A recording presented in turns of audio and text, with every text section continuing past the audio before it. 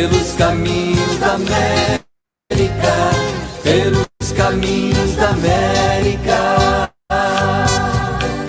Latinoamérica.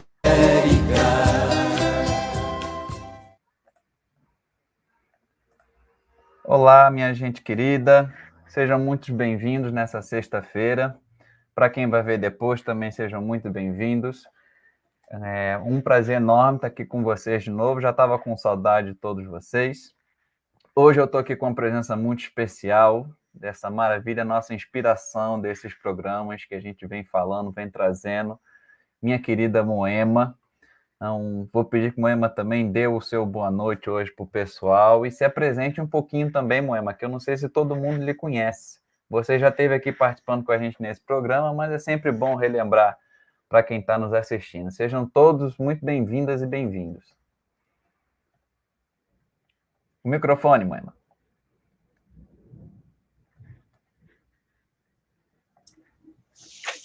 Obrigada, Luiz Felipe. Boa noite a todas e todos. Boa noite, boa tarde, bom dia. Tem uns que vêm depois do programa, né? Muitas vezes eu vejo esse programa depois, quando eu não posso assistir na hora. Eu realmente fico muito feliz de ter sido contemplada para estar aqui, porque acho, assim, uma oportunidade única, né? Da gente pensar em alguns temas que não são trazidos à tona tão facilmente, né? E um deles é esse, né? Da gente se pensar além das fronteiras, né? Principalmente dessas fronteiras que foram estabelecidas a partir de guerras, a partir do quase extermínio das populações que habitavam esse território. E foi muito legal, na última vez a gente teve aqui alguém da Bolívia, hoje nós temos uma pessoa que é expert em relações internacionais, que é brasileira, mas vai abrir o mundo para nós. Então, vejo que é uma oportunidade muito especial. Muito obrigada. Sim, eu sou socióloga, sou educadora popular e, geralmente, eu sou conhecida muito pelo meu envolvimento, principalmente no movimento de mulheres e o movimento ambientalista, e, ultimamente, estou me dedicando muito à causa indígena. É isso. Obrigado, Moema. Pessoal, então vamos chegando aí, vamos dando seu boa noite. Eu já estou vendo aqui que já tem as pessoas chegando. O Oswaldo Costa, nosso companheiro de sempre, está sempre aqui nos acompanhando. Maria Luísa Kreter, Delvino Sense, Márcio Osmar, nosso irmão, Helena Maquiame. Muito boa noite a todos que estão aqui com a gente agora. E peço os mesmos lembretezinhos de sempre. Quem quiser acompanhar tudo que a gente produz, todos os conteúdos nossos de vídeo, de áudio, segue a gente lá no Instagram do Marcelo Barros, @IRMarceloBarros. Tem o YouTube aqui da comunidade, dê o seu likezinho, inscreva-se no nosso canal, que vocês acompanham tudo que a gente tenta trazer das mais variados temas, né, atuais, para a gente poder trabalhar essa nossa tanta questão de tantas necessidades que estamos vivendo hoje, né? E para a gente começar o programa, como o Emma já vinha introduzindo, né, é um tema muito importante de hoje, e para a gente abrir, nós vamos abrir com uma parte poética, né?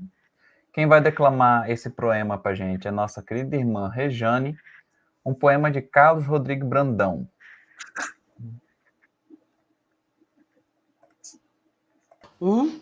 Todos, uma, todas.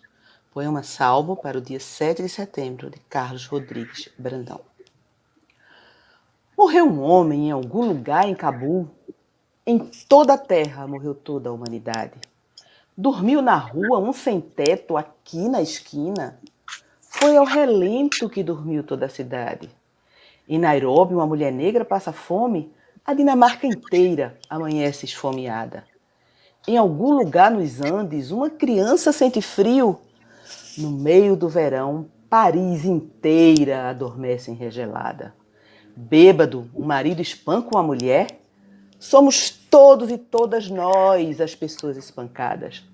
Numa esquina em Roma, um homem chuta um cão. É toda a vida na terra quem sofre essa pancada. Uma sumaúma da Amazônia é derrubada porque um rico quer estender ali o seu agronegócio? É todo o verde do planeta que um trator devasta. E é toda a natureza que em toda a terra se degrada. Há um incêndio no Pantanal, agora, incontrolável. Todo um Brasil inteiro pega fogo. E quem apaga? Mas se um só alguém abre as mãos e ergue o punho, e em nome do homem, do velho, da mulher, da criança, de um cão, de uma árvore e de uma floresta, grita basta! E convida você para ir à luta, para ir à rua, vá! E vá sabendo que quem luta por um velho, uma mulher, uma criança ou um cão, uma árvore, uma floresta, na verdade, no seu gesto, salva toda a vida. E no que faz, salva toda a humanidade.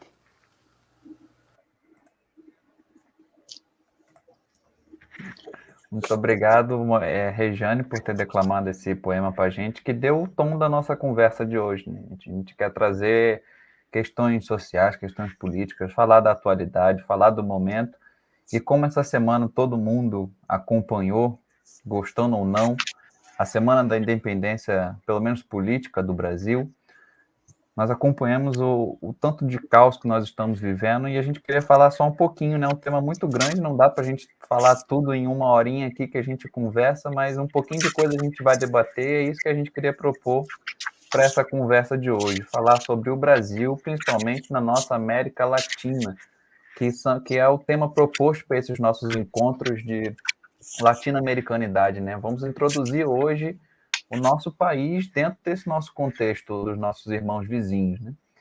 E aí agora eu vou deixar que a Moema convide o nosso convidado especial de hoje. Moema, por favor. Sim, eu tenho o grande prazer de introduzir Miguel de Borba Sá. É a primeira vez que eu o vejo, né? E a indicação veio de uma pessoa que é muito querida por ambos, né? Que é Marcos Arruda, do Instituto de Políticas para o Cone Sul, e Miguel é também um professor universitário especializado em relações internacionais. E muito obrigado, Miguel. A gente sabe que você está aí quase meia-noite, né? Estamos aqui juntos. Isso é uma coisa muito grande, né? De estar falando com um brasileiro que está em Coimbra, ensinando. E nós gostaríamos que você mesmo se apresentasse, né? E queríamos só dizer que é realmente um privilégio poder encontrar uma pessoa, e eu sei que você vai nos falar, assim, do que é o Brasil com relação aos demais países do que nós denominamos América Latina e Caribe, né? E o assunto que nós quisemos trazer hoje, por ser esse, né, o mês onde a gente comemora a primeira independência, entre aspas, do Brasil, né? Pelo menos com relação ao Portugal. A outra estão conseguindo devagarinho, muito devagar. Obrigada, viu, Miguel? Muito obrigada. Por favor, se apresente, sim? Quem é você, de onde fala e o que é que você faz? Boa noite, Moema. Boa noite, Luiz Felipe, a todas e todas que estão aqui assistindo. É um prazer enorme estar aqui hoje com vocês, de verdade. Estamos algumas horas à frente aqui em Portugal, mas não tem problema algum. É um grande estímulo poder fazer um debate uma conversa, né, sobre a América Latina, sobre o lugar do Brasil na América Latina, temas tão importantes e não suficientemente debatidos, né? Então eu fico muito feliz com o convite e agradeço bastante a oportunidade aqui de estar com vocês para uma troca de ideias, sobre reflexões sobre esse tema. Eu sou professor de Relações Internacionais, atualmente aqui na Universidade de Coimbra, em Portugal, mas já estive em algumas universidades públicas e privadas, no Rio de Janeiro, e na PUC, que é católica. Eu não sei exatamente como definir entre público e privado, porque tem um certo hibridismo em alguns sentidos, desde a fundação da PUC, nos anos 30, da história, né, da própria universidade, onde eu estive muito tempo, fiz mestrado e doutorado, e agora estou aqui ocupando esse cargo mas sempre atento e voltado aos temas de nossa América, né, da nossa América Latina, como Nuestra América, como diria o José Martí, e por isso fico muito feliz de receber esse convite para estar aqui com vocês hoje. Muito obrigada, viu? Obrigado, Miguel. Eu vou começar, então, nossa conversa. Nesses programas que a gente está falando de latino-americanidade, eu estou aprendendo demais, porque é uma coisa, uma defasagem mesmo da gente brasileiro, né? Então, antes da gente começar a falar dos pontos atuais, a gente queria falar dos pontos mais históricos, né? Um dos grandes problemas é que a gente muitas vezes o brasileiro não se identifica como latino-americano, né? A gente vê que existe uma separação histórica, ainda vê hoje, que o Brasil tem uma certa dificuldade, às vezes, de se enquadrar dentro desse contexto de América Latina, de pertença, né? Como é que por que isso ocorreu e ainda tem resquícios disso até hoje, Miguel?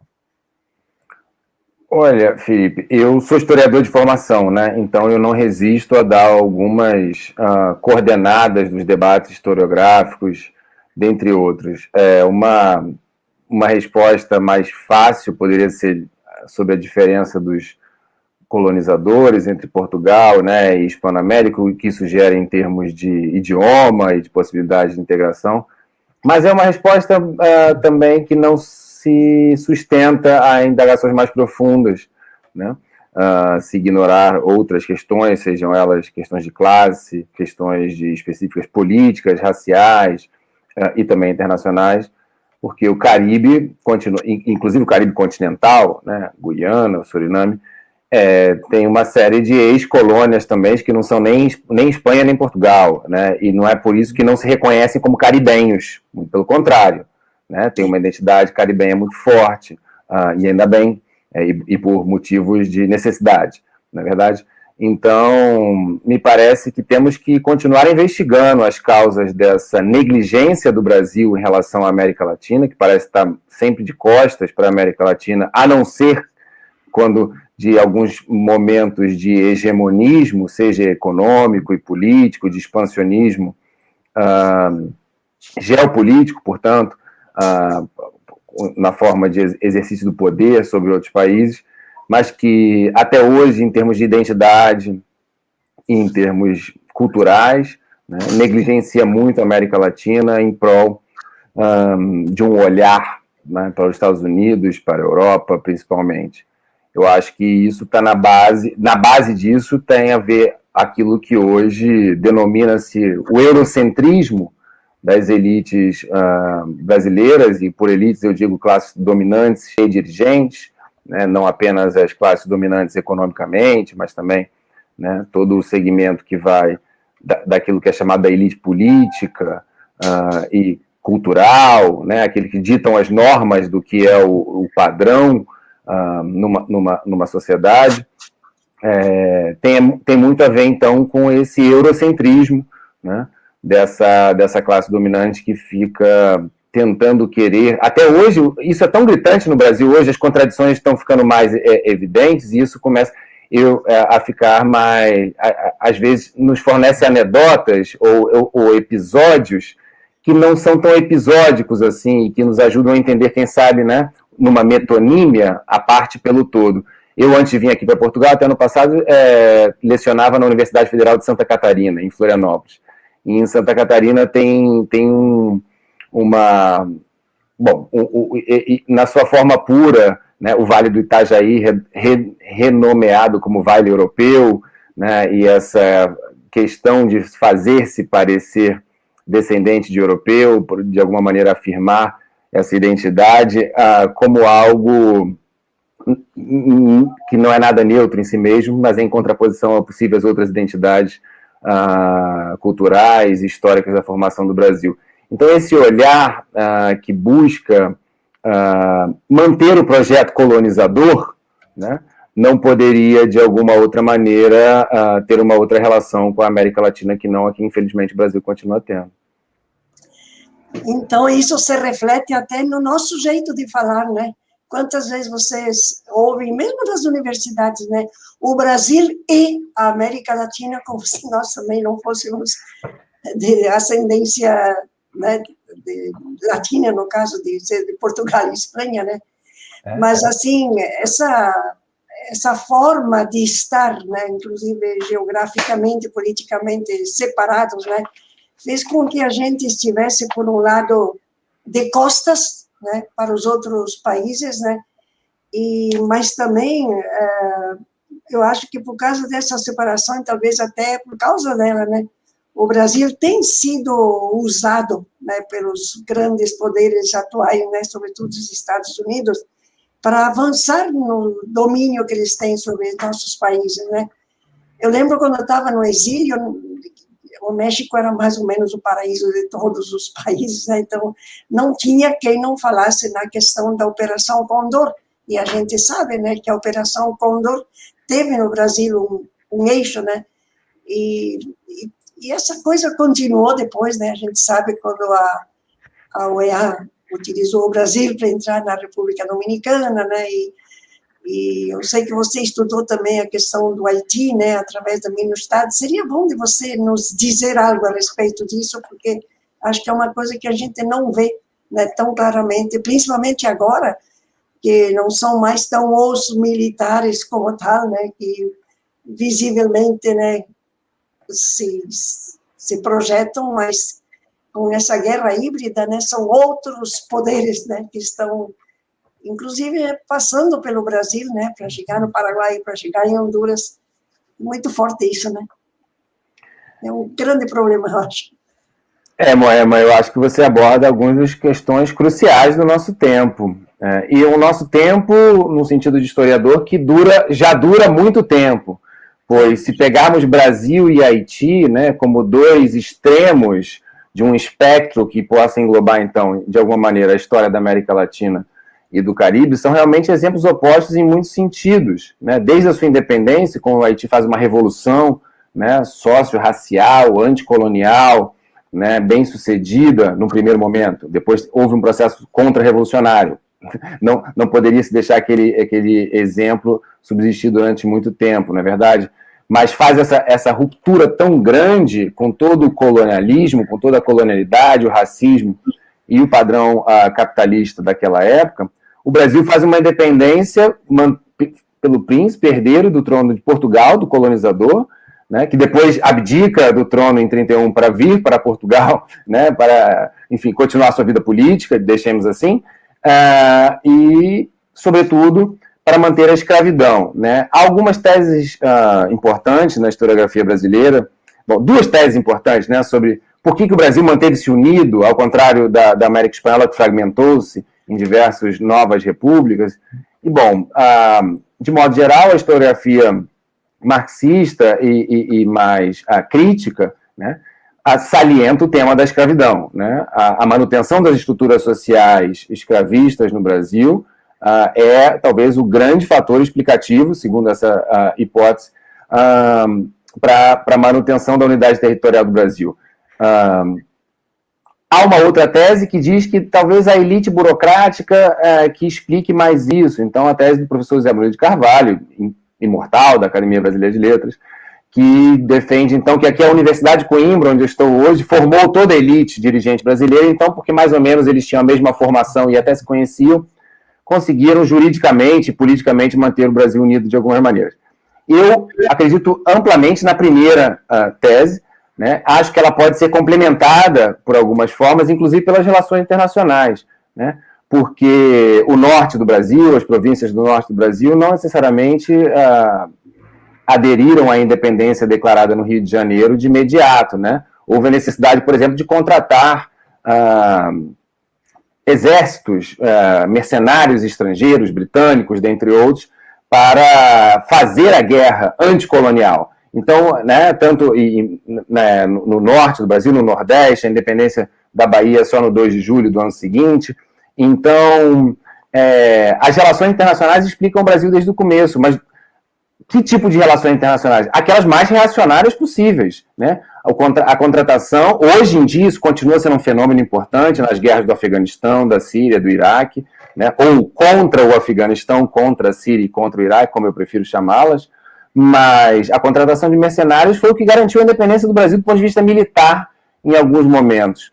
né? Então, isso, e também adiante, na contenção das chamadas revoltas do período regencial, né, que ameaçavam a unidade territorial desse país, sem mencionar as duas grandes revoluções em Pernambuco, em 17, e pouco antes da independência formal também, no próprio processo da independência, né, 17, logo depois, em 24. Então, é um processo muito importante que marca a sociedade brasileira. Todas as outras ex-colônias espanholas, naquele momento, já tinham abolido a escravidão, mais ou menos de maneira formal ou substantiva, mas isso é um acordo que o Bolívar teve que fazer no próprio Haiti, por isso que eu saliento como outro exemplo, né?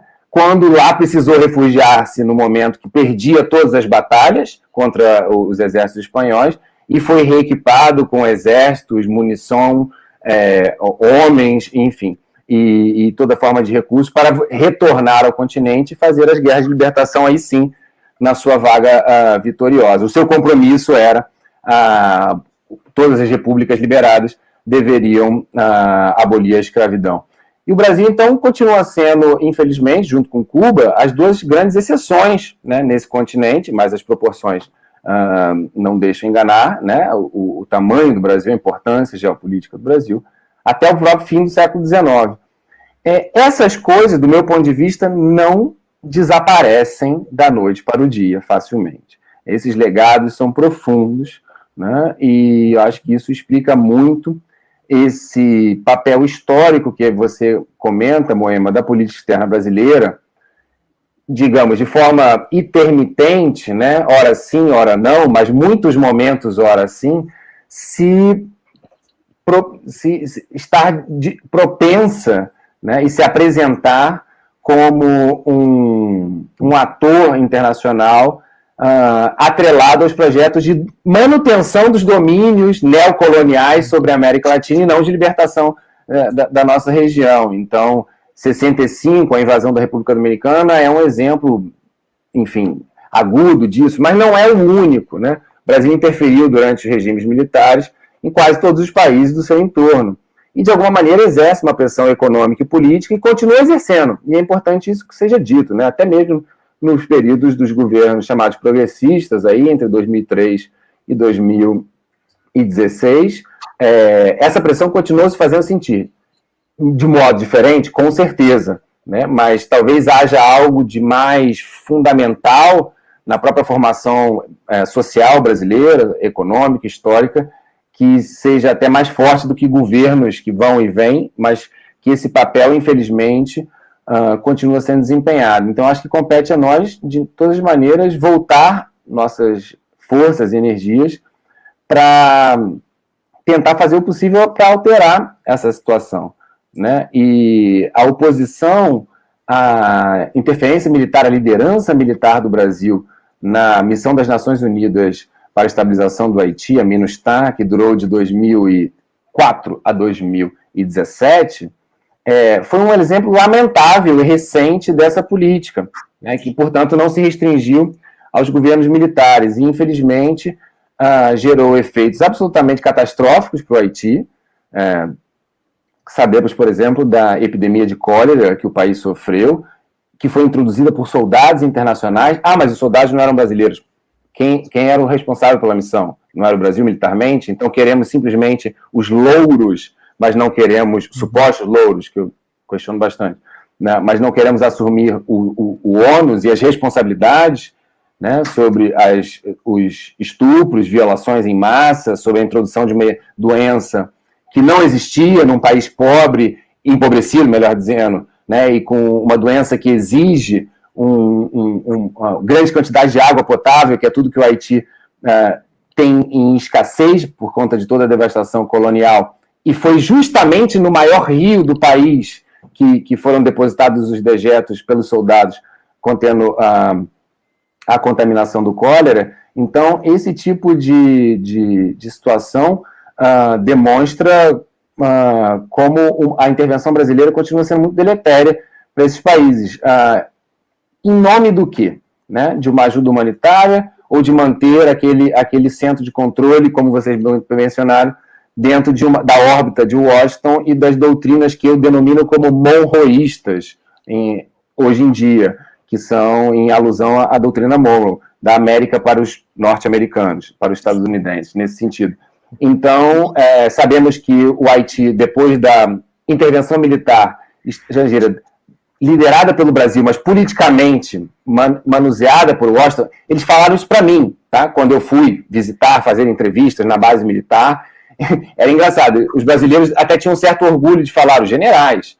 Olha, a inteligência chega para nós num briefing toda manhã, eram pouquíssimos americanos na missão, mas no setor de inteligência, né? E nós executamos. Então, se eles têm que fazer uma diligência ali, tem que fazer uma coisa colar, e temos um jeitinho melhor de lidar com a população, enfim, tem muitos mitos sobre o modelo brasileiro de classificação, mais com jeitinho, alguma coisa do tipo, mas eles assumiram com muito orgulho já essa função de receber pronta a análise, a informação produzida pelos americanos para simplesmente executar esse papel, e gostavam muito de ser bem vistos pelos norte-americanos no cumprimento desse papel. Então, acho que é uma questão de mentalidade, para pegar um termo caro para a historiografia, né, muito arraigada, profundamente arraigada nos setores militares brasileiros, principalmente depois do pós-Segunda Guerra, sabemos por quê, né, toda a incorporação do Brasil na órbita, né, da expansão das doutrinas militares norte-americanas pela América Latina, a Escola das Américas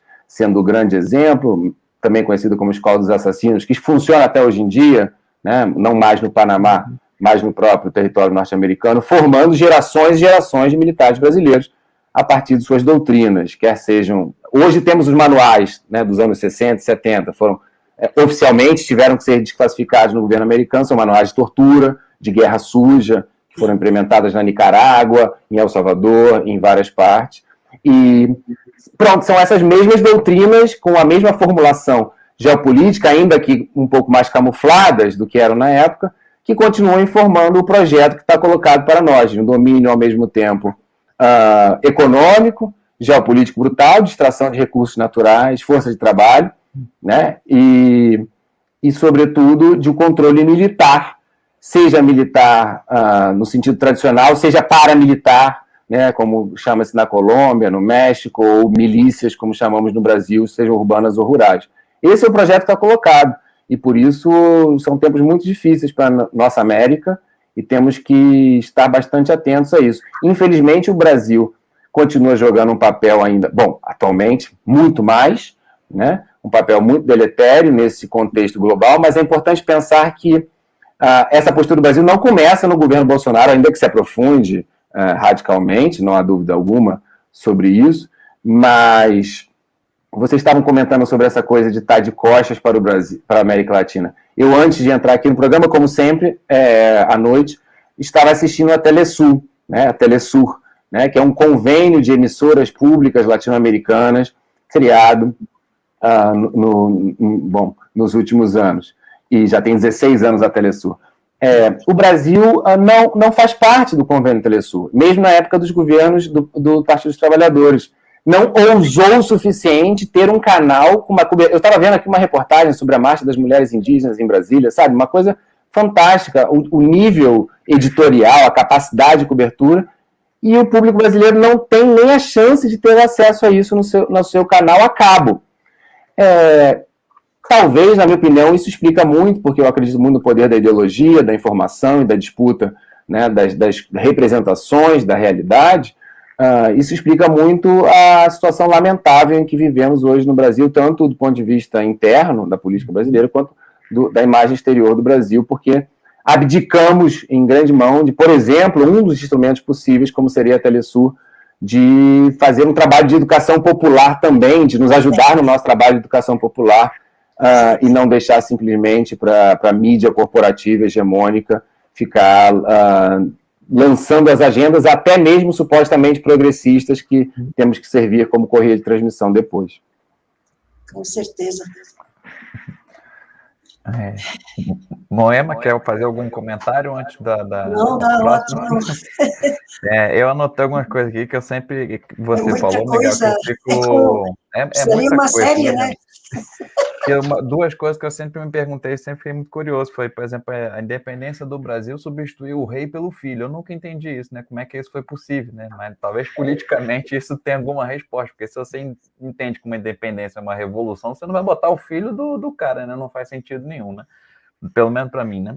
Mas é só um comentário, né?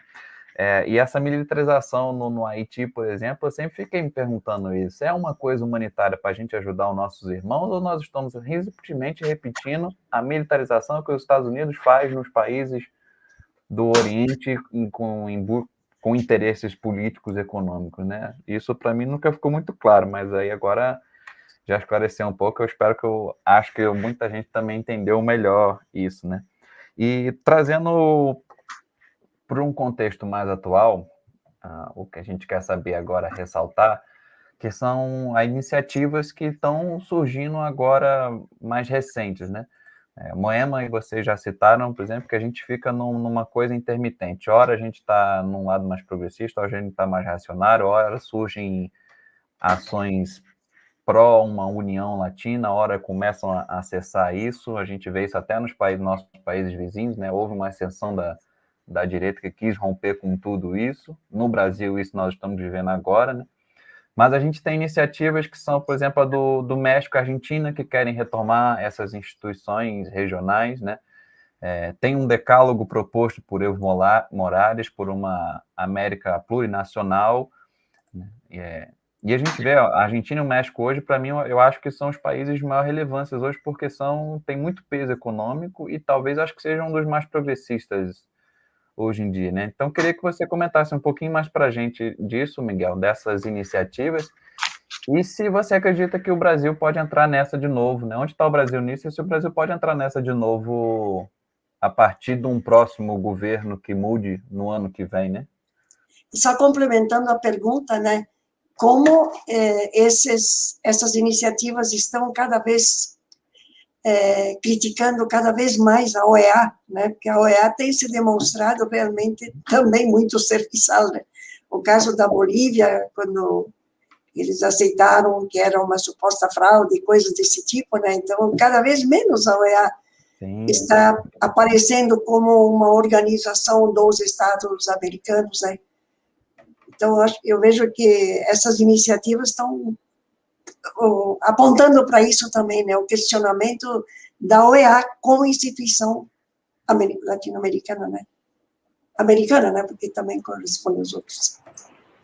Ô, Moema, sobre a OEA, eu subscrevo sem ressalvas a caracterização do Fidel Castro, que chamava essa organização de Ministério das Colônias, né? Então, subscrevo ipsiliteris, nesse ponto, ao comandante Fidel Castro, e lembrar também, muitas vezes, que há uma piada frequente, né, entre nós outros latino-americanos, que diz por que nunca houve golpe de Estado nos Estados Unidos, né? E a resposta sempre é porque não há embaixada americana em Washington, né? Então, poderíamos acrescentar, não há, né, o papel que a OEA já é em Washington, né, pelo menos boa parte dela, então, outra parte na Costa Rica. Então, a OEA atualmente tem desempenhado esse papel de, digamos, anexo da embaixada americana nos planos golpistas da América Latina, sejam os bem-sucedidos, como no caso de Honduras, Paraguai, no Haiti, em 2004. A OEA faz parte do chamado Core Group, que acompanha o Haiti, que toma as decisões de fora para dentro do país, né? Mas também nos fracassados, né? Tomando parte no lado... o da Bolívia vitorioso por um momento, mas a história já fez um pouco mais de justiça com o processo. Mas, lembrando que sobre o caso da Bolívia, por exemplo, em 2008, com a tentativa de golpe radicalmente em curso, né, com um separatismo territorial explícito da chamada meia-lua boliviana, né, setores amplamente reacionários na liderança do processo, setores explicitamente racistas. Eu estudei Bolívia nas minhas 2 dissertações de mestrado, tive a oportunidade de conhecer um pouco, da realidade. Então, entrevistei os próprios membros do Comitê Cívico Pró Santa Cruz, e, enfim, são pessoas... as suásticas que você encontra em pichações nas ruas de Santa Cruz não são à toa. Bom, aqui em Coimbra também encontra-se algumas. Mas tudo isso, eu estou lembrando do golpe de 2008, da tentativa, né, de golpe e separatismo territorial contra o governo Evo, porque foi a Unasul, a recém-criada Unasul, que conseguiu fazer uma intervenção política, nada militarizada, né, mas deu respaldo político ao governo e apresentou um relatório, fez uma investigação, e foi um momento de muita habilidade diplomática, eu diria talvez junto com a negativa, né, o encerramento da ALCA em 2005, na cumbre de Mar del Plata, na Argentina, talvez tenham sido dois dos maiores momentos do ponto de vista diplomático da diplomacia dos chamados governos progressistas, né? Então, esse modelo, ele está colocado. Agora, eu não gostaria de ser pessimista também, e nem também de tomar o Brasil como algo fechado e dado, porque eu acho que o importante é perceber, o Brasil não é só a Argentina e o México, que agora estão com governos mais ou menos progressistas, pelo menos em comparação com o resto da região, em comparação com o Brasil, né, que são as três grandes potências industriais, capitalistas no nosso continente. Mas eu gostaria de chamar a atenção, o Brasil já faz parte dessa resistência porque nunca deixou de fazer. No Brasil resistimos há 500 anos, né? Os indígenas resistem há 500 anos, as mulheres resistem há 500 anos, a população racializada como negra resiste há 500 anos, enfim, a resistência no Brasil nunca parou.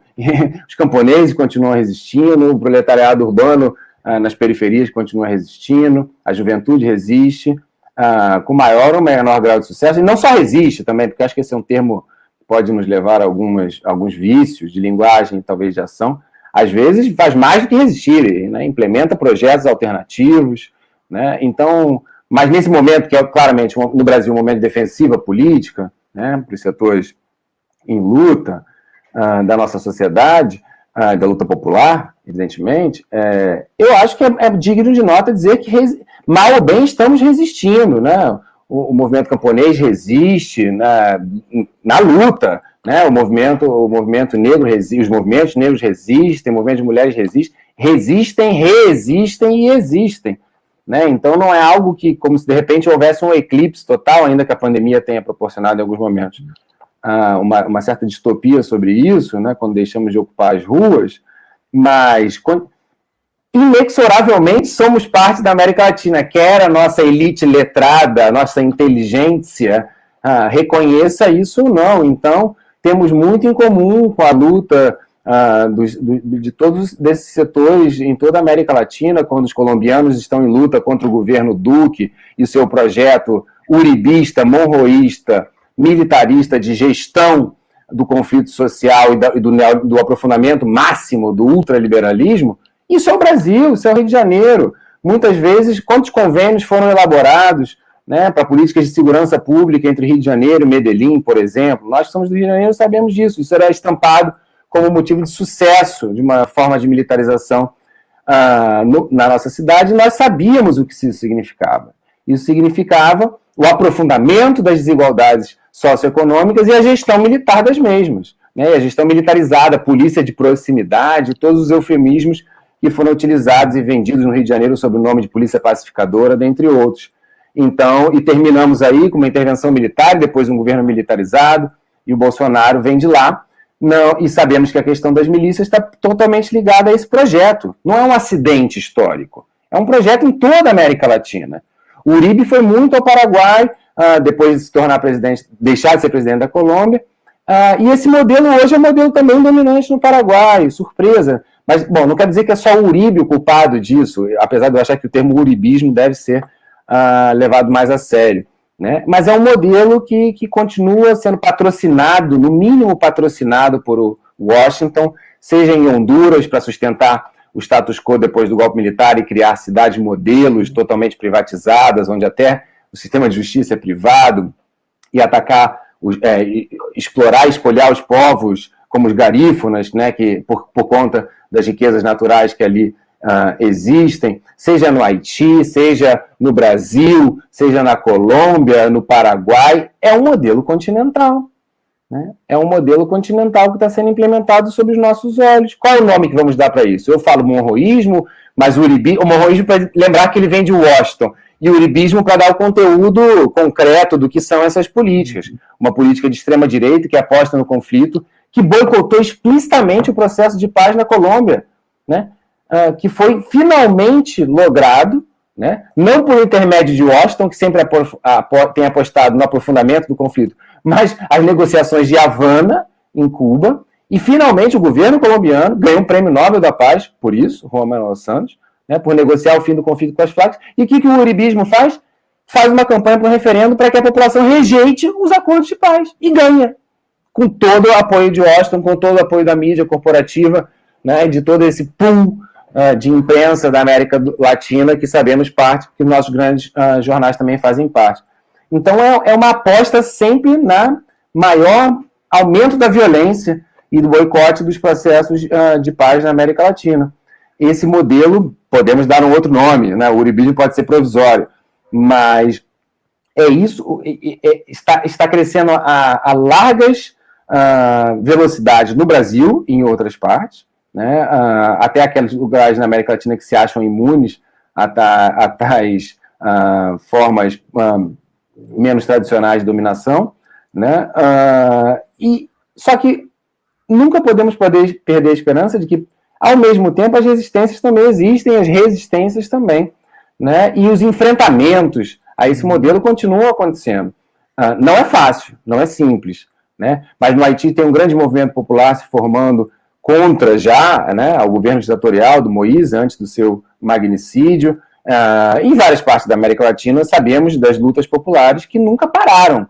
Podemos ter momentos de mais ascenso e descenso, mas nunca pararam porque as próprias contradições históricas nos impedem de parar. Mas devemos cada dia estar mais alertas, né, para quais são esses desafios e quais lutas apoiar de forma totalmente decidida e sem as hesitações que eu vejo muitas vezes acontecer, principalmente na elite intelectual de esquerda latino-americana, que às vezes tem reticência em defender Cuba dos ataques imperialistas, em defender a Bolívia durante o golpe de Estado. Houve ainda, né, algumas semanas de cacofonia nos setores progressistas, e principalmente defender a Venezuela dos ataques, o processo bolivariano dos ataques que vem sofrendo nos dias de hoje. Eu acho lamentável que muito no Brasil, mas não apenas, ainda temos uma dificuldade muito clara de perceber quem são nossos aliados e nossos adversários na América Latina. Então, eu acho que a gente... desculpa, mãe, mas eu acho que nós somos imunes a esses acessos de sofrer a colonização, porque, afinal, para muitos, a gente não faz parte da América Latina, né? Então, nós estamos salvos. Desculpa, Moema, continua. Não, você abordou uma questão que a gente também pensava, era que a importância, né, da gente conhecer, da gente se juntar com movimentos que abarcam, né, todo esse território, né. Como educadora popular, eu, por exemplo, participo do Conselho de Educação Popular da América Latina, né, da rede de educação entre mulheres da América Latina e o Caribe. A gente sabe que tem, por exemplo, organizações, né, tão importantes como a CLOC, né, que junta toda essa região latino-americana, né, e está ligada à internacional da Via Campesina, né. Eu acho que aqui tem um esforço bem grande que nós, dos movimentos sociais, precisaríamos estar ampliando, né, a partir do que você também fala, porque são como é que eu diria, são acúmulos, né, que podem fazer a diferença também quando a gente tem a possibilidade de mudar também de governos, né. Eu gostaria que você ressaltasse um pouco mais sobre essa questão da importância da organização da sociedade civil com essa outra visão, né, mais latino-americana, caribenha, com algo importante, né, dentro desse continente. Acho que você toca no tema fundamental, Moema, se, por um lado, as grandes empresas muitas vezes sobrevivem a grandes guerras e catástrofes mundiais, a Alemanha é o melhor exemplo disso, as empresas desde o século XIX continuam existindo até hoje, perderam 2 guerras mundiais, a Alemanha. Na América Latina e em todas as partes do mundo, os movimentos populares também, né? O movimento de mulheres, o movimento camponês, o movimento socialista, o movimento operário, né? Eles continuam existindo e vários outros, o movimento pelos direitos das liberdades sexuais, os movimentos indígenas, continuam existindo e resistindo, apesar de várias transformações de conjunturas e estruturas políticas, né?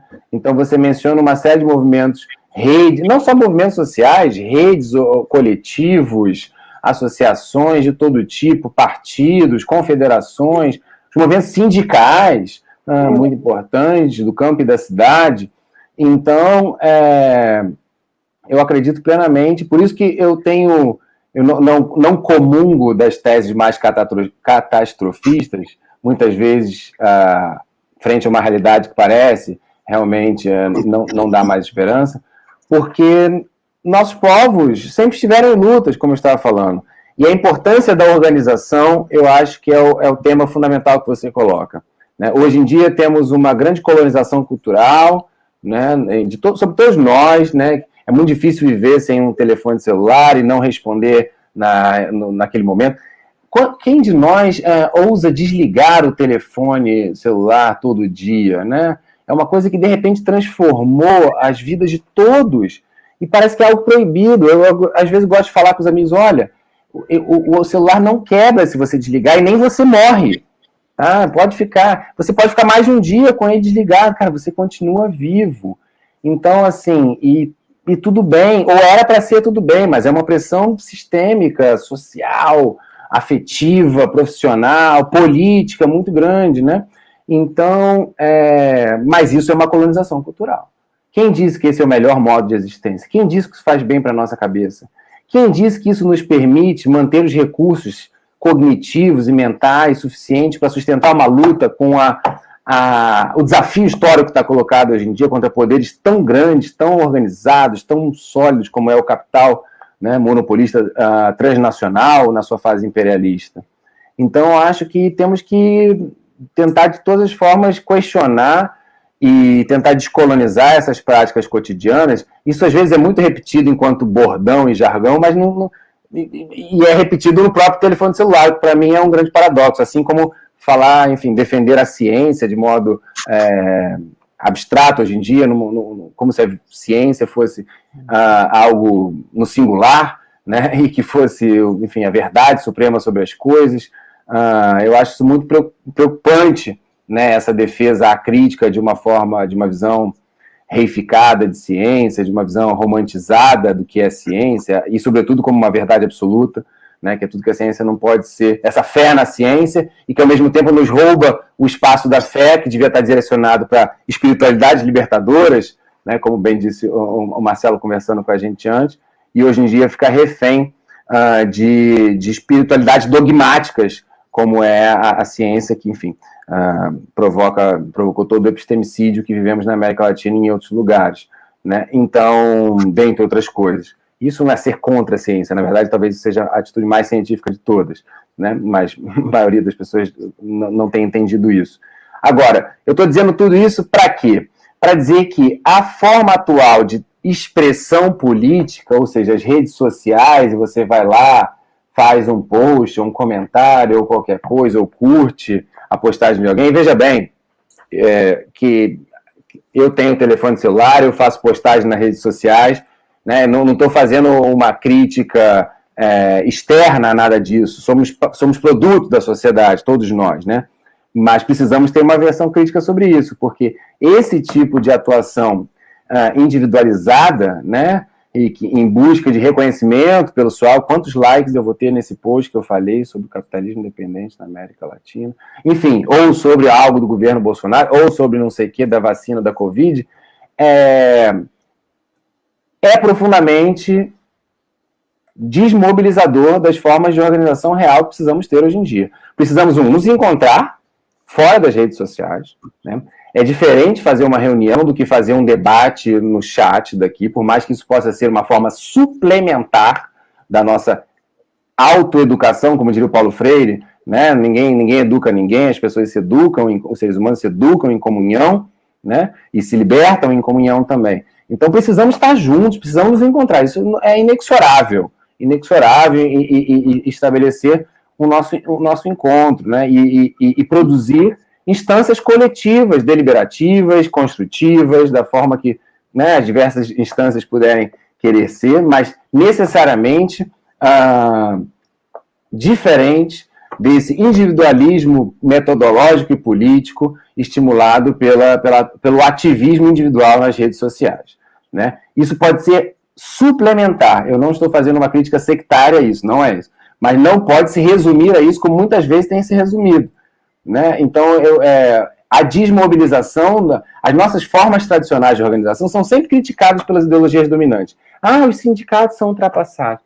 Os partidos são ultrapassados. A forma organizativa do MST é ultrapassada, do MTST é ultrapassada. É? E a Via Campesina está aí, e a CLOC está aí, né? E na hora, né, das lutas sociais, quem é que está sustentando, né, a formação da nossa classe trabalhadora? Né? São as nossas formas organizativas. São perfeitos? Não são perfeitos. Mas temos que ter muito cuidado na hora de incorporar essas críticas fáceis. Para fazer uma crítica a nós mesmos, sempre teremos aplauso. Né? Sempre, é impressionante. Sempre, quando fala mal da esquerda, que alguém, né, fala mal da esquerda tradicional ou da esquerda velha, aí tem sempre um termo, né, desse para ser utilizado, né, para uma caricatura, e vai sempre ter muita palma, né? Para dizer que é uma outra esquerda, ou que nem mais é esquerda, mas é progressista, ou é alguma outra coisa. Eu não gosto de falar de progressismo, porque para mim a ideologia do progresso é parte do nosso problema e não da nossa solução. Do progresso, da modernização, do desenvolvimento. É uma ideologia genocida da modernidade. Então, eu acho que temos que, por um lado, estar muito atentos, né, a essas invasões ideológicas do nosso campo, e, por outro lado, também temos mais confiança nas nossas formas organizativas chamadas de arcaicas por muitos, mas que estão aí sustentando essa batalha de forma muito brava há pelo menos 500 anos na nossa região. Ainda funcionam, né? Excelente, Miguel. Obrigado. E já que você falou do Marcelo agora no finalzinho, vamos trazer ele para a nossa roda de conversa. Infelizmente, o papo está tão bom e é muita coisa para a gente falar que passa voando. A gente podia ficar aqui e fazer vários programas. Eu falo muito, eu peço desculpas. É vício de professor, desculpa. Era disso que a gente queria mesmo. É esse papo, essa conversa de coisas importantes que a gente tem que falar, né? Só que é muita coisa para a gente falar. Boa noite, gente. Boa noite, Miguel. Marcelo, bem-vindo. Luiz. Mas tá maravilhoso. Todos vocês que nos acompanham aqui. É muito importante a gente ver nesta conversa, nesse momento agora, ver o que levamos isso. O que é que a gente colhe dessa roda de conversa para a vida da gente. Cada um de vocês estão nos acompanhando.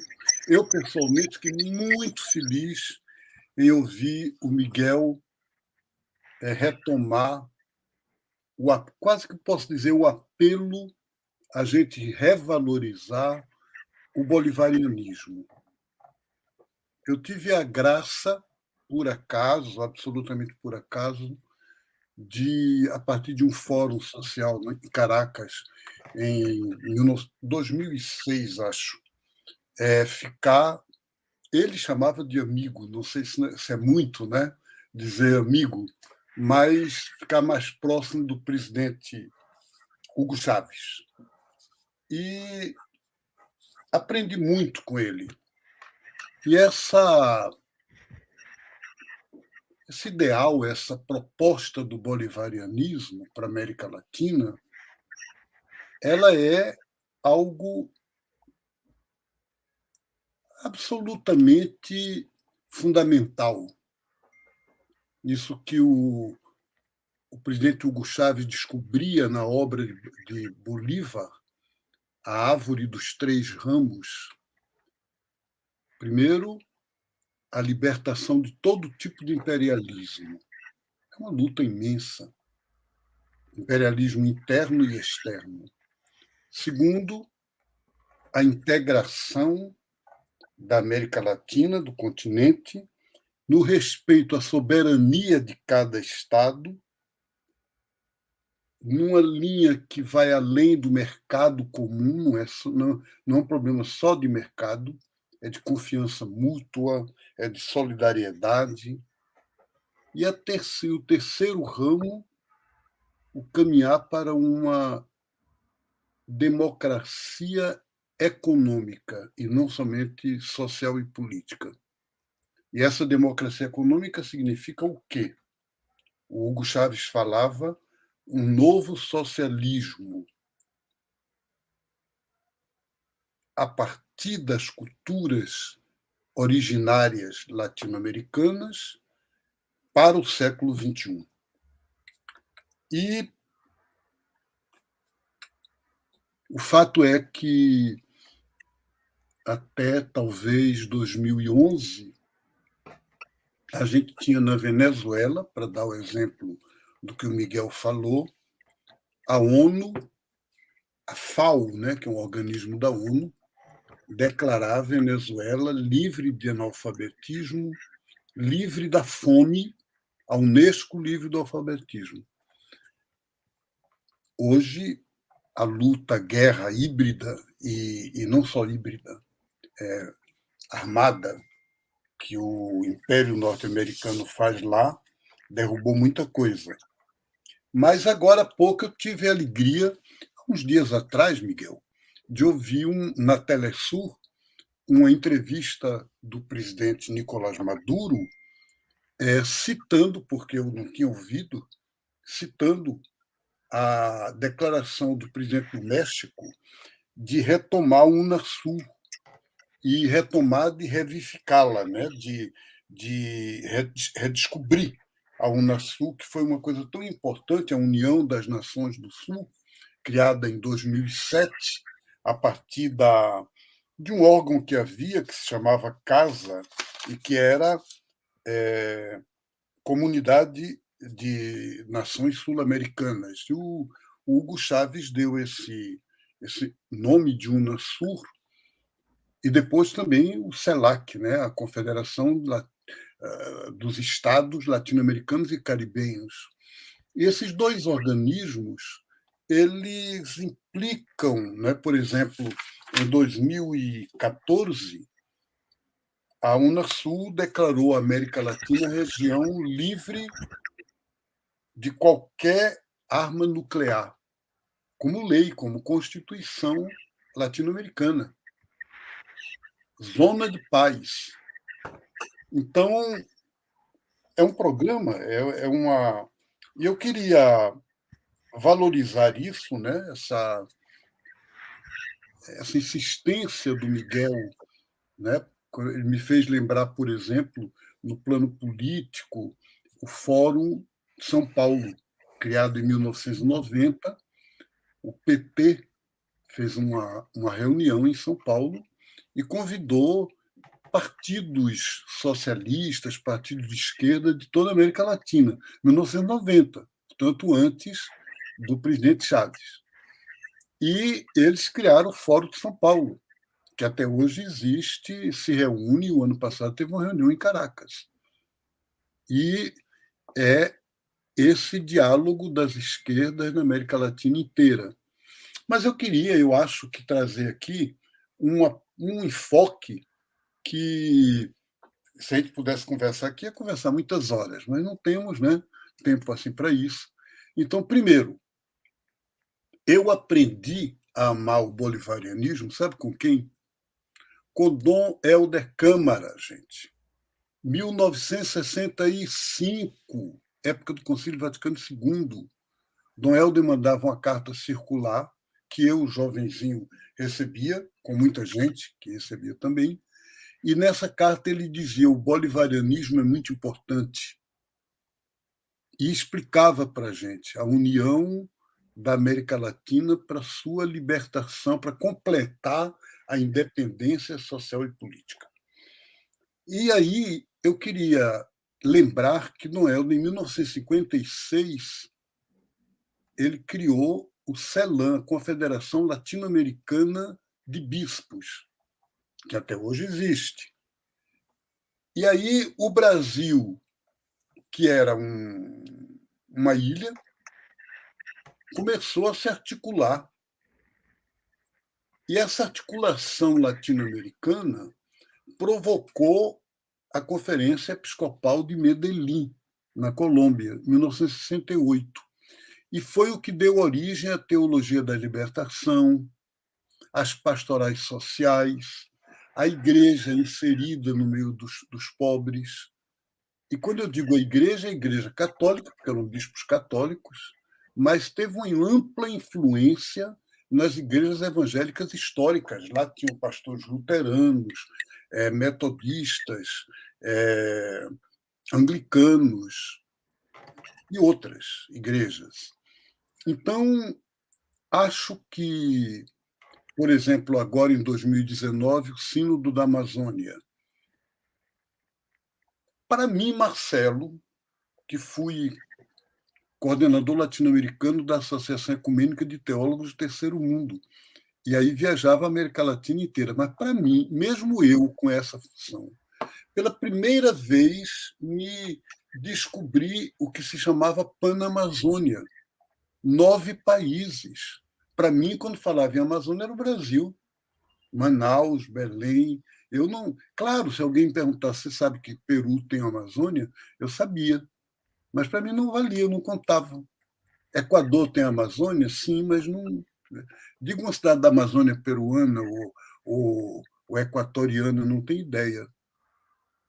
Era assim. Então, a partir de 2019, a REPAN, Rede Eclesial Panamazônica, ela reúne permanentemente esse pessoal que está nesses países todos. Então, hoje, a gente lê com alegria o discurso do Papa em Puerto Maldonado, no Peru, na Amazônia peruana, aos índios de lá. Então, há sim uma integração de bases. Né? Por exemplo, a Associação das Comunidades Afro, e aí não estou falando de igreja ímpia, gente. Quilombos no Brasil, palenques na Colômbia, garífunas no Suriname, ou cimarrão, crioulas em Honduras. São comunidades remanescentes de quilombos, que se dão outros nomes lá, e que estão articulados, gente. Tem reunião. Estão se articulando. Então, não vou falar mais do que isso para dizer, por exemplo, que quando a gente defende os governos progressistas, né, que a gente diz do PT, não eram do PT, eram do PT até com o PMDB, né? Daí saiu a história do Temer e tal. Quer dizer, era mais liderados pelo PT. Provavelmente eu, que tenho muita crítica por exemplo, a política ecológica, né, desses governos, há várias questões, mas uma coisa que a gente tem que salientar é a política que o Celso Amorim e o Samuel Pinheiro Guimarães conseguiram construir no Itamaraty. Essa política externa que colocava como prioridade, como fundamental, o centro da política externa brasileira, a unidade latino-americana. Não sei se vocês sabiam disso. E eles praticavam isso, era importante mesmo. Não era só uma teoria. E acho que, portanto, essa mensagem de esperança que o Miguel nos traz, dizendo não podemos ser catastrofista, né, pessimista, ela é muito importante por isso, porque tem já uma base, a gente já tem uma história. Eu sou pernambucano, aqui do Recife. Se vocês me perguntassem há 6, 8 anos atrás quem foi Abreu e Lima, eu só tenho uma cidade aqui perto de Recife chamada Abreu e Lima, mas quem foi, eu não tenho ideia. Sabe onde eu aprendi? Na Venezuela. Hugo Chávez, que me ensinou quem foi Abreu e Lima, imagine. Quer dizer, o Hugo Chávez é quem me disse, foi um general fundamental na Revolução da Independência da América Latina, companheiro de Bolívar, e que era pernambucano, filho do padre Roma, que era um padre casado aqui. Casado quer dizer, tinha um amante, né? No século XIX, e ele era filho do padre. E foi um grande general e ajudou o Bolívar no Exército Libertador Latino-Americano. Então, essas são as nossas raízes, gente. Miguel, com você.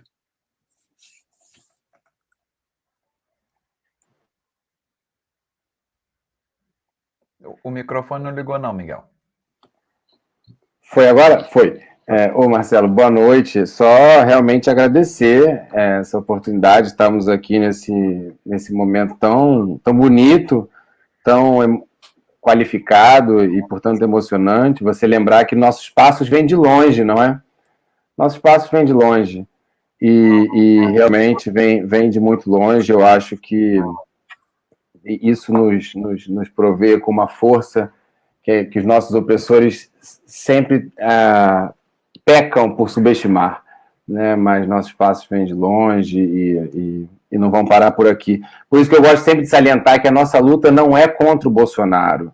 Óbvio que hoje ela é contra o Bolsonaro, né? Mas a nossa luta é muito maior do que o Bolsonaro, e o Bolsonaro é apenas um ponto, né? Ainda que dos piores, né? Mas ele não está nisso sozinho, ele não é digamos, um raio no céu azul, para parafrasear um autor que eu gosto.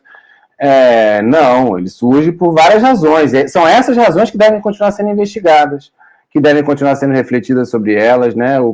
Entender muito mais como um produto, né, do que como a causa dos males que estamos vivendo, né, na situação política brasileira. Portanto, a nossa luta vai continuar, mesmo se amanhã ele renunciar, se por acaso tiver um problema de saúde, se por acaso tiver um golpe contra ele, ou qualquer impeachment, ou qualquer coisa do tipo, a nossa luta não resolve no dia seguinte. Podemos, né, festejar, devemos, certamente, mas temos que continuar refletindo, não podemos abdicar, e esse é o meu medo, da reflexão sobre quais são as nossas grandes tarefas políticas e concentrar num ataque a uma pessoa, demonizando, né? Eu não gosto de falar do hitlerismo, eu gosto de falar do nazismo, né? Porque é um problema social, né? Desviar para um acidente, de um monstro da história, todas as responsabilidades, além de ser uma ciência social mal feita, né? É um problema político muito grave, que eu acho que muitos de nós, talvez até por desespero, em alguns casos, por desilusão com as lideranças disponíveis, ou por mesmo confusão ideológica, ou desespero emocional, tem muito focado na questão exclusiva do fora Bolsonaro e não no fora do regime que o Bolsonaro representa, que já estava em vigor antes dele, ou pelo menos em grande medida já em escalada acelerada, né? Então, sobre eu não posso deixar de falar que sobre os nossos formuladores da política externa, definitivamente diferente. Eu não estou aqui para jogar fora o bebê junto com a água do banho, de modo algum, né? Eu acho que foram realmente inflexões que eu, me dedico a grande parte em defender, mas algumas escolhas estratégicas catastróficas têm que ser levadas mais a sério e ainda não foram suficientes por os mesmos formuladores e implementadores dessa política. O Haiti é o maior exemplo disso. O general Heleno não era o general Heleno de hoje, não fosse o Haiti. Ele foi o primeiro comandante da MINUSTAH, né? Ele criou a MINUSTAH como uma força de implementação de um golpe de Estado. Ora, no mínimo ganhou um grande laboratório. Aliás, a palavra laboratório foi mobilizada durante os 13 anos da missão, sem que nós nos atentássemos claramente sobre o laboratório de o quê? É o laboratório da estabilização militar e paramilitar de um golpe de Estado, contra um governo mais ou menos de esquerda, aí no momento aqui de defender o Aristide ou demonizá-lo também. Mas lembrar que Cuba e Venezuela apoiaram o Haiti desde sempre, mas nunca mandaram um soldado sequer, né? Não apostaram na solução militar. Cuba mandou professores e médicos, como sempre, a Venezuela mandou muito dinheiro e petróleo, até mesmo para um governo de direita, né? Mas na convicção, através do convênio Petrocaribe, de que a autonomia dos povos, né, e a disputa, como hoje está acontecendo no Haiti, né, a disputa pelos recursos roubados, né, do convênio Petrocaribe, que está levando a um grande movimento popular que resulta nas contradições do sistema político haitiano. Então, acho que nos faria bem um pouco de revisão, né, desses erros catastróficos e assumir a responsabilidade para que possamos renovar a nossa confiança nessas direções políticas, ou então construir algumas que sejam capazes de dar conta dessas questões.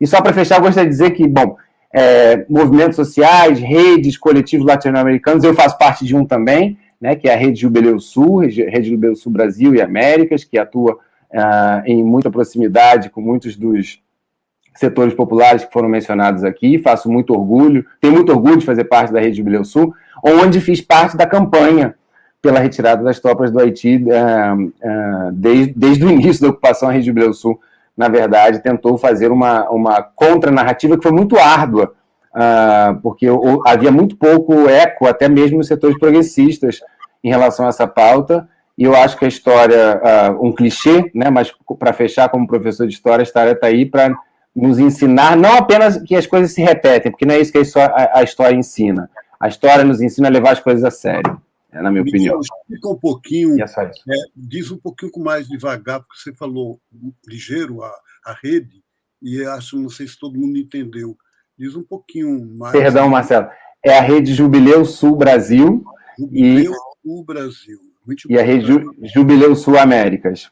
Por favor, visitem nossos sites também, deixem um like no nosso Facebook, e apostamos muito na organização dos povos oprimidos de nossa América, e principalmente, originalmente, enfrentando o tema da dominação via dívida externa de todos os nossos países, mas que hoje evoluiu para uma formulação que considera que nós, os povos, somos os verdadeiros credores da dívida, mas da dívida ecológica, da dívida histórica, da dívida social, que o mundo, e principalmente, né, o capitalismo ocidental, tem com os povos da nossa América. E por isso dizemos que nós somos os credores dessa dívida e portanto, não devemos e não pagamos essa dívida financeira que rouba a maior parte dos recursos dos orçamentos em todos os nossos países, infelizmente, com o modelo de desenvolvimento que temos hoje em vigor.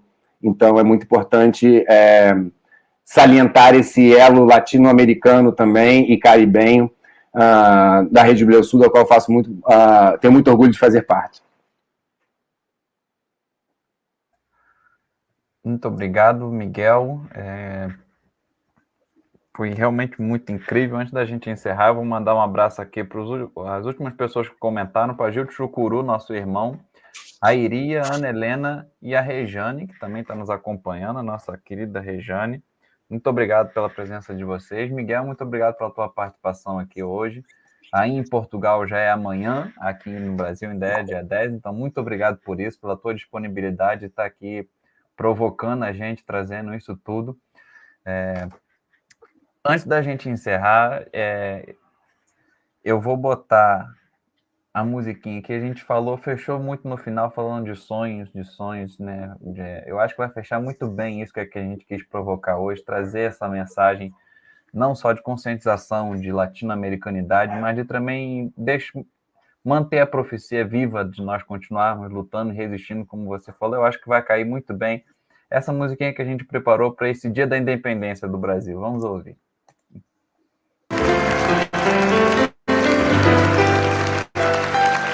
Sonhar,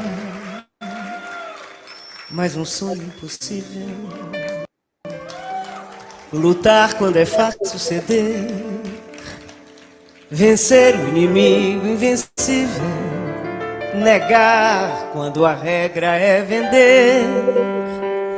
Sofrer a tortura implacável. Romper a incabível prisão. Voar um limite improvável,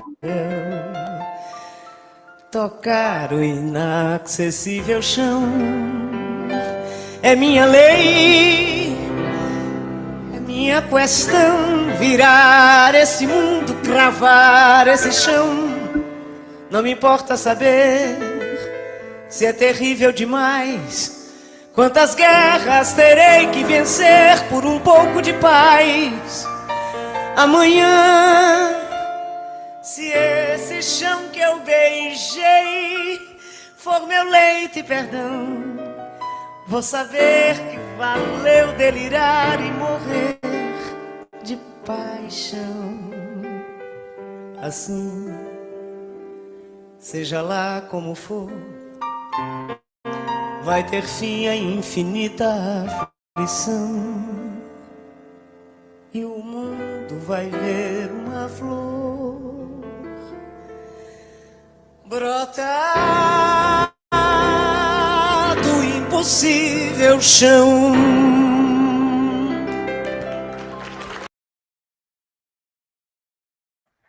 Maria Bethânia, é sempre bom e nós veremos uma flor brotar nesse impossível chão. Moema, muito obrigado também pela tua participação. Moema não foi só uma apresentadora, foi também uma convidada.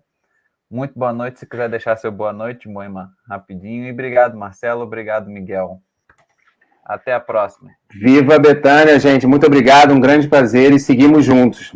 Obrigado, viu? Estamos juntos.